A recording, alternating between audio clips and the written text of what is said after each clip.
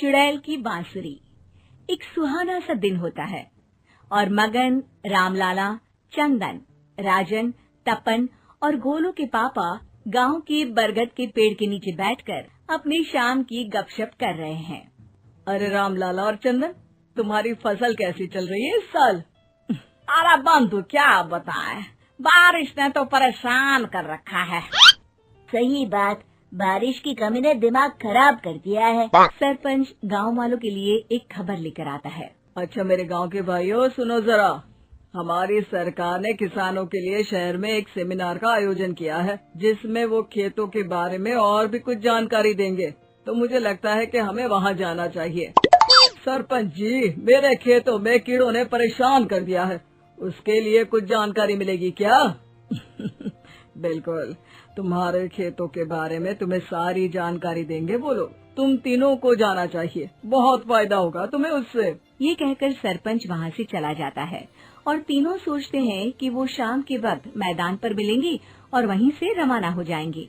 तीनों दोस्त मैदान पर मिलते हैं और जैसे ही निकलना शुरू करते हैं तभी एक बांसुरी की आवाज सुनकर वो भी उसी ओर सम्मोहित स्थिति में चलना शुरू कर देते हैं। कुछ बच्चे हर बार की तरह अपना दोपहर का फुटबॉल का गेम खेल रहे हैं। पकड़ लिया, पकड़ के दिखा मुझे, इतना भी नहीं कर सकता। अच्छा, कितना भागेगा? आखिरकार तो मेरी पकड़ में आ ही जाएगा।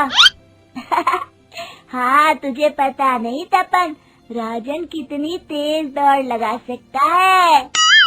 खेलते खेलते अचानक से एक बांसुरी की मीठी आवाज सुनाई पड़ती है। सारे बच्चे उसका पीछा करने लगते हैं। शाम हो गई है और बच्चों के घर न आने की वजह से उनकी माँ मैदान में पहुँच जाती है। राजन बेटे, अरे ओ राजन बेटे, किधर चले गए? इतनी देर हो गई, घर वापस क्यों नहीं आए बेटे? तपन बेटा, चलो घर, शाम हो गई है, कितना खेलोगे? और गोलू, ओ गोलू। तीनों की माँ एक दूसरे को देखने लगती है और उन्हें एहसास होता है कि उन तीनों के बेटे घर आए ही नहीं। अरे राजन और गोलू की मम्मी, आप इधर? राजन और गोलू घर नहीं आए क्या अभी तक? नहीं तो दोपहर में राजन मुझे बताकर गया था कि वो तपन और गोलू के साथ खेलने जा रहा है। मैंने सुना है कि गांव में एक चुड़ैल घूम रही है, कहीं वही तो नहीं ले गई ना हमारे बच्चों को?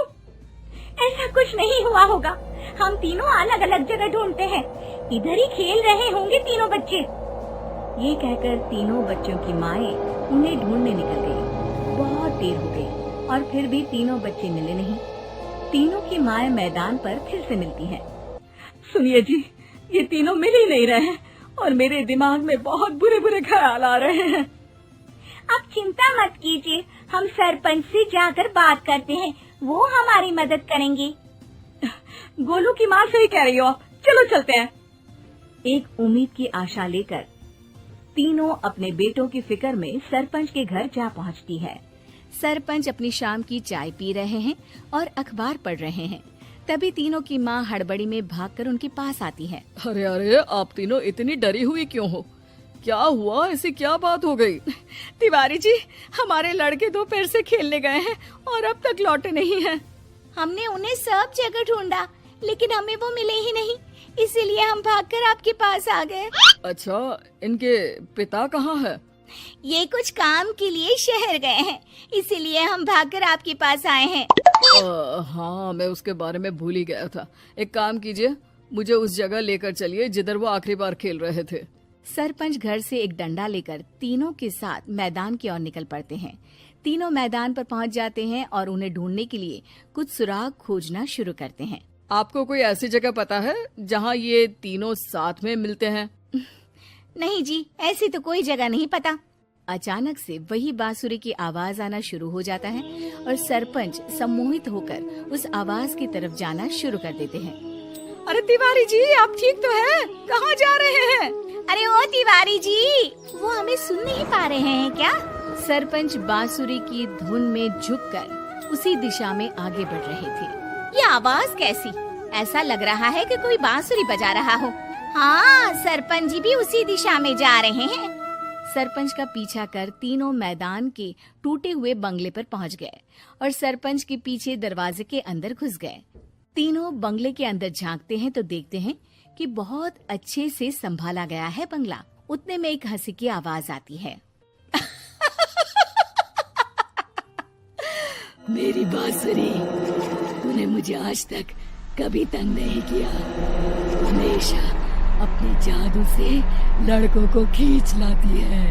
ये बोलते ही राजन की माँ को तीनों बच्चे और उनके पिता वहाँ चुड़ैल के पास लेटे हुए दिखते हैं। अरे वो देखो गोलू के पापा। अरे रे, अरे गोलू की माँ, आप चुप रहिए ना जरा। उस चुड़ैल ने देख लिया तो हम भी फंस जाएंगे। इन्हें बचाएगा कौन? लगता है ये शहर गए ही नहीं और इस चुड़ैल ने इन सबको भी यही बुला लिया है। अब हमें इन्हें छुड़ाना होगा। एक काम करते हैं। राजन की मम्मी गोलू और तपन की मम्मी को एक प्लान बताती है। बिल्कुल सही कह रही हो राजन की मम्मी। चलो आज इस चुड़ैल को मजा चखाते हैं। तीनों माएं अपने छुपने की जगह से बाहर निकलती हैं और एक्टिंग करना शुरू कर देती है। ये तो बढ़िया है। अब इसका असर औरतों पर भी हो रहा है। वाह जी वाह। तीनों माएं चुड़ैल की थोड़ा करीब आती है। राजन और गोलू की माँ चुड़ैल को पकड़ लेते हैं और तपन की माँ बांसुरी हाथ से पकड़कर तोड़ देती है। अरे पागल औरत, ये क्या कर दिया? मेरी बांसुरी को तोड़ दिया। अब मेरी शक्तियाँ खत्म हो जाएगी। तुम्हें तो अरे तुझे क्या लगा चुड़ैल कहीं की हमारे बच्चों को और पतियों को हाथ लगाएगी तू? बांसुरी टूटने की वजह से चुड़ैल खाक होकर गायब हो जाती है और सारे लोगों की आंख खुल जाती है। सब अपने परिवार को लेकर उस बंगले से बाहर निकल जाते हैं। कहते हैं ना, नारी